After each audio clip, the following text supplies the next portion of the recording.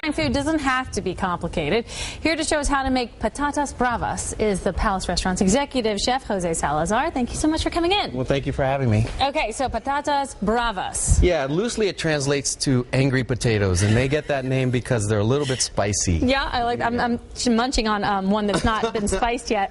They're delicious. They're little fingerling potatoes. Fingerling potatoes, yeah. They get that name because they look like your finger. Okay, so what do we do? Okay, we're going to start off by heating up our pan, and we're going to put in a little bit of olive oil, extra virgin olive oil, of course, from Spain.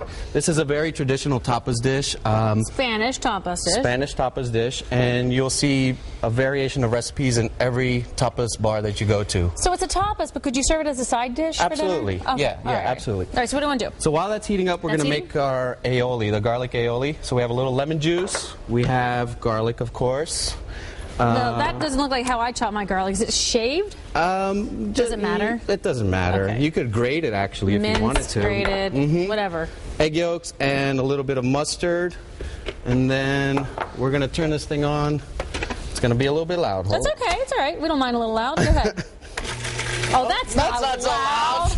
All right, that's not bad at all. The ones we use in the restaurant are really loud. Okay. This is the home version. If you didn't have one of these, you could buy mayonnaise and add garlic to it. And could you put it in a blender? You could do it in a blender, yeah. All right, this is the important part, though, what you're doing now. Right, this is what you call emulsifying in the oil. So very slowly at the beginning, you drizzle in the oil. And you keep going until all the oil's in there, and then you have basically a mayonnaise.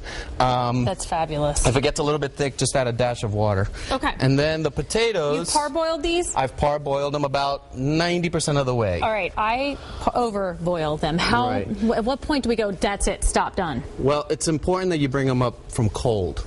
Because if you put them into boiling water, they overcook on the outside and they don't cook all the way through. So bring them up from cold and then just go slowly. All right, so they're soft but not squishy. Right. So then you might want to do this in a couple batches just because you don't want to overcrowd the pan.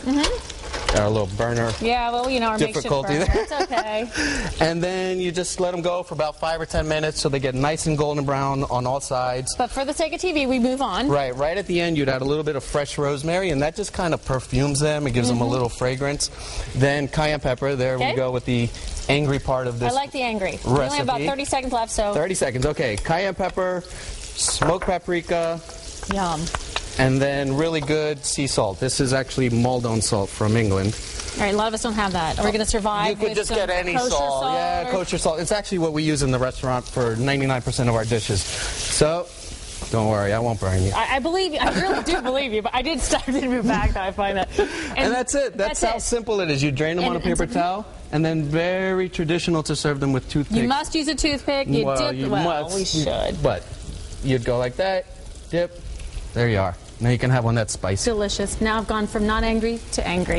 You can find Jose's recipe on our website. It's at WCPO.com. In the lifestyle section, click on food. Jose, thanks so much for stopping by. You're welcome. Thank you. If you think